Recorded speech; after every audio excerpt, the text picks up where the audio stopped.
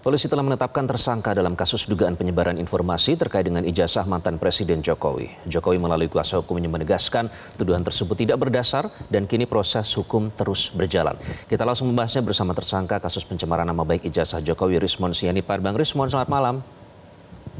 Selamat malam Bang Iqbal. Serta kuasa hukum mantan Presiden Jokowi, Yakub Hasibuan. Bang Yakub, apa kabar? Malam, Bang Iqbal. Sehat puji Tuhan, terima kasih. Baik, terima kasih telah bergabung dengan Prime Time News. Bang Rismon, kalau Mas Roy Suryo katanya senyum saja. Nah, kalau Anda bagaimana merespon penetapan Anda sebagai tersangka, Bang Rismon? Respon saya sama. Ya, kita harus menyemangati juga yang ketujuh yang lain. Ya, kita berjuang, kita bukan mencuri, kita bukan mencuri uang negara, uang rakyat. Kita berjuang di jalur keilmuan. Jadi inilah resiko. Ini sebenarnya resiko yang sudah dikalkulasi. Ya, ini sudah merupakan resiko perjuangan. Ya, kalau nggak mau resiko ini ya tidur aja di rumah, ya kan? Nah, kaitannya tanggapan saya terhadap penersangkaan kami, ya, di situ ada penjelasan sedikit. Kami dituduh memanipulasi dokumen elektronik, ya. Padahal sampai detik ini publik atau rakyat tidak tahu, ya, tidak tahu ijazah yang benar itu yang diklaim otentik, asli, baik semua ahli, ada ratusan saksi, ahli puluhan, dan juga pihak UGM dan Bareskrim. Tetapi sampai detik ini tadi penersangkaan, Kapolda tidak berani menunjukkan ijazah yang diklaim itu yang menjadi basis penersangkaan kami, gitu. Yang kedua, ya, yang kedua adalah disebutkan di situ bahwa kami memanipulasi dokumen dengan cara-cara metode yang tidak ilmiah. Sekarang pertanyaannya, sejak kapan polisi itu menentukan ilmiah atau tidaknya sebuah metode? Kan begitu. Jangan hanya karena memanggil saksi atau ahli-ahli yang ya artinya berpihak pada kepolisian langsung menentukan bahwa kami tidak ilmiah. Di mana pertanggungjawabannya, begitu loh. Jadi kalau anggapan para ahli itu tidak ilmiah, dari mana kesimpulannya? Kami kan sudah mempublikasi, artinya apa? Dibuka secara terbuka, ya, ditulis, diumumkan secara terbuka di dalam buku itu, dan itulah pertanggungjawabannya. Kalau kami memanipulasi, nggak mungkin kami mengulas itu dalam sebuah buku, dan itu bisa dikaji oleh setiap orang. Itulah ilmiah, bukan di ruang meja penyidik ada ahli mengatakan bahwa Jokowi white paper itu tidak ilmiah. Itu kan di ruang penyidik. Yang penyidik Bang Rismon, jadi Anda sebenarnya sudah mengkalkulasi untuk perjuangan, itu bahasa yang Anda gunakan, ya. Jadi Bang Yakub, kalau Bang Rismon tadi bilang sebenarnya masih mempertanyakan frasa atau diksi memanipulasi itu karena tidak merasa memanipulasi dengan data-data yang sudah dihimpun. Kalau Bang Yakub sendiri, Anda terkejut tidak ada 8 tersangka yang ditetapkan sebanyak ini, Bang Yakub? Ya, Bang Iqbal, sejujurnya kami tidak terkejut karena dari awal kami sudah mengetahui adanya dugaan tindak pidana, oleh karena itulah kami melapor kepada Polda Metro Jaya.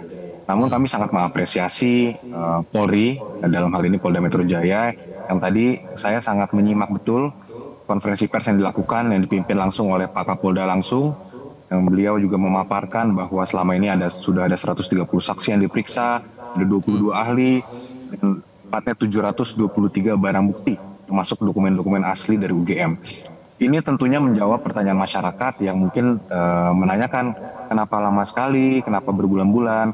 Ya, kalau melihat ini aja 130 saksi saja, bayangkan saja Bang, kalau setiap hari kita periksa satu aja berarti 130 hari.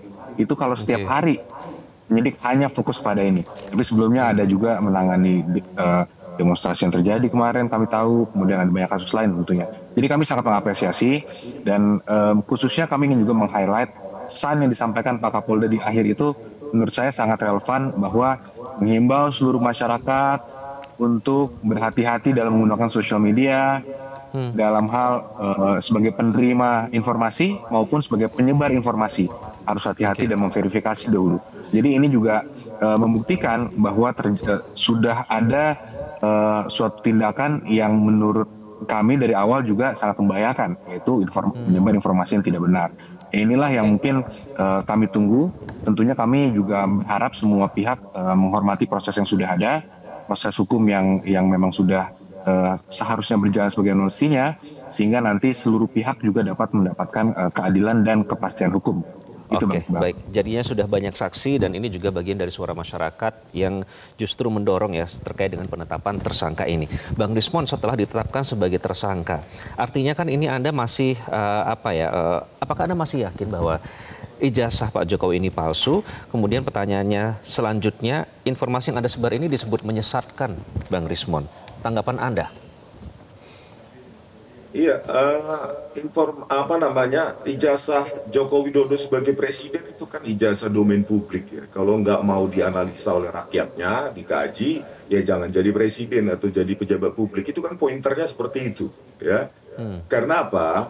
Karena ya ijazah itu sudah dipakai untuk mendapatkan jabatan publik. Nah, kebetulan ada juga yang menunjukkan, yaitu dekan Fakultas Kehutanan UGM ya, pada saat konversi di UGM juga itu yang kami analisa. Berikutnya juga kader PSI. Jadi kalau dibilang kami atau dituduh kami memanipulasi, mananya gitu loh. Harusnya kan diberikan clue begitu pada saat penersangkaan, karena sudah memanipulasi di bagian ini gitu. Tetapi karena keterbukaan ilmiah itu kan terbuka, tadi disinggung tidak ilmiah. Ilmiah itu terbuka, bukan di ruang tertutup. Makanya dituliskan dalam buku apakah uji lintasan stempelnya yang kami manipulasi, apakah analisa bentuk hurufnya yang kami manipulasi, apakah deteksi overlappingnya yang kami manipulasi, analisis visualnya yang kami manipulasi, atau uji proportional spacing dan turning. Mananya yang tidak ilmiah gitu. Ini kan ilmiah semua, makanya kita tulis sehingga publik bisa mengetahui apa saja yang menjadi kajian kami. Ini langsung disimpulkan karena ada ahli yang dipanggil di meja penyidik itu tidak ilmiah. Sejak kapan kepolisian atau penyidik menentukan orang tidak ilmiah? Gitu loh. Lalu dilakukan Rismon, jadi kalau bukan menyesatkan publik namanya apa, ilmiah Bang atau Rismon? tidak diselesaikan di ruang ilmiah, ruang akademik, di seminar, bukan di meja penyidik, bukan klaim sepihak dari ahli tersebut mengatakan itu tidak ilmiah. Gitu loh. Mananya yang tidak ilmiah? Apakah lintasan stempelnya? Apa datanya yang diotak-atik? Apa nggak dicoba dulu? Yang diupload oleh Dian Sandi Utama terus dipakai, ini kan semua sudah ada metodenya. Baru hasilnya bagaimana? Mananya yang dimanipulasi? Makanya kita ada hari ini tim hukum kami sedang berdiskusi untuk melakukan upaya hukum pra peradilan, karena itu hak kami, ya. Begitu, Bang. Jadi menyajikan data yang sudah berhasil dihimpun sejauh ini, jadi bukan menyesatkan, yaitu kesimpulan yang sudah Anda ambil. Bang Yakub, jadi kalau melihat penetapan tersangka ini, apakah Anda sudah menduga polisi menetapkan pasal berlapis dan hingga sampai 2 klaster, Bang Yakub? Iya, kebetulan pasal-pasal tersebut memang yang kami sudah duga dari awal, Bang Iqbal, karena kami sudah jelaskan dalam laporan kami juga setiap tindakannya apa saja, siapa yang melakukan, kapan, di mana, itu sudah kami jelaskan dalam laporan kami, yang kemudian dikembangkan dalam proses penyidikan. Tentunya kami tidak akan menjelaskan terlalu detail di sini, karena tentunya kami menghormati proses penyidikan yang sudah ada. Namun yang menarik tadi adalah bahwa seakan-akan ini polisi hanya menetapkan beberapa orang sebagai tersangka ini berdasarkan ada satu keterangan ahli. Nah, ini yang mungkin saya harus jelaskan bahwa ini proses sudah berkembang sangat panjang. Dari awal dulu pasti, kalau Bang Iqbal ingat dan semua pemirsa ingat, dari awal itu penerbit ijazah sudah menyatakan ini asli UGM.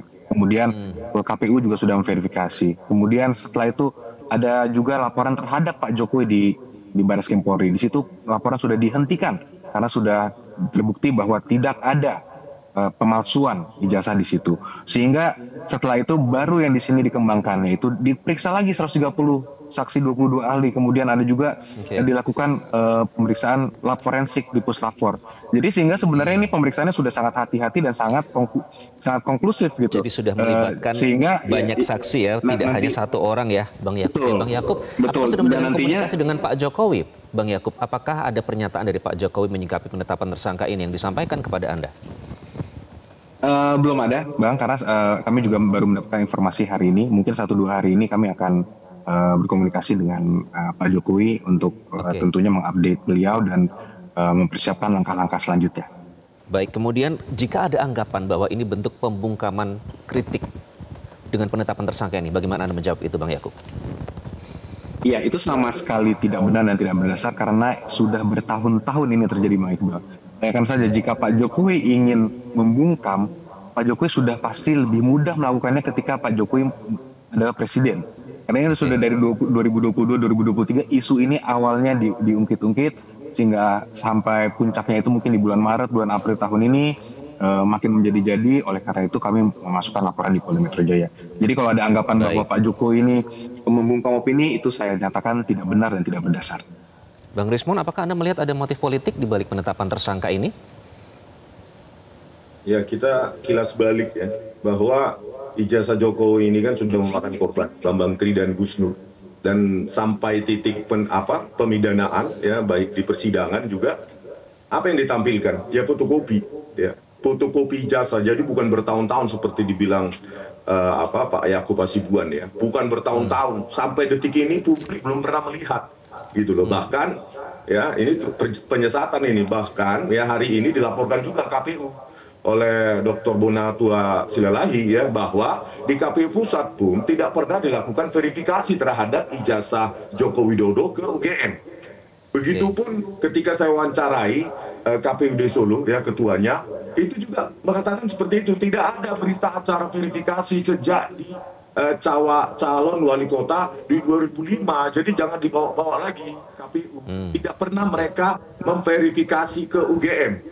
Itu makanya dilaporkan hari ini ya. Jadi kami berterima kasihlah kepada Pak Jokowi ya, terima kasih, tidak cukup puas 2 orang di penjara ya dengan modal fotokopi ijazah, tambah lagi 8, tambah lagi seterusnya Pak ya, Pak Jokowi tambah seterusnya, kalau bisa sampai 100 orang dipidanakan asal begini Pak Jokowi. Baik, hadir di persidangan dan bawa ijazah aslinya.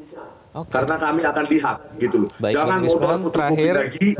Waktu kita sudah habis, Bang Rismon. Kalau tadi Bang Yakub sudah sedikit mengutip pelajaran bagi publik yang bisa dipetik, harus memverifikasi dokumen-dokumen yang beredar di masyarakat. Itu juga senada dengan pernyataan dari polisi. Kalau dari Anda, Bang Rismon, apa pelajaran yang bisa dipetik? Karena tentunya kita ingin ini bermanfaat bagi publik kasus ini. Apa menurut Anda, Bang Rismon?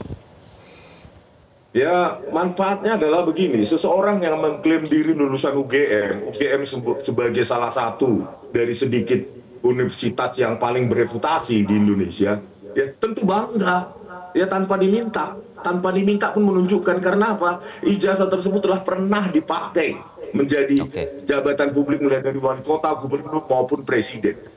Bayangkan dengan keyakinan sekarang ini, dengan penersangkaan, sampai detik ini pun tidak berani seorang Kapolda menunjukkan ijazah tersebut dan berani menersangkakan orang. Ini kan menjadi paradoks. Mungkin salah satunya satu-satunya yang kejadian seperti ini, kasus di dunia seperti ini. Ada ijazah seorang presiden yang mengaku lulus dari universitas bereputasi, tetapi hanya ditunjukkan kepada, ini pengakuan segelintir orang, ada relawan Jokowi lah, ada pengacaranya lah.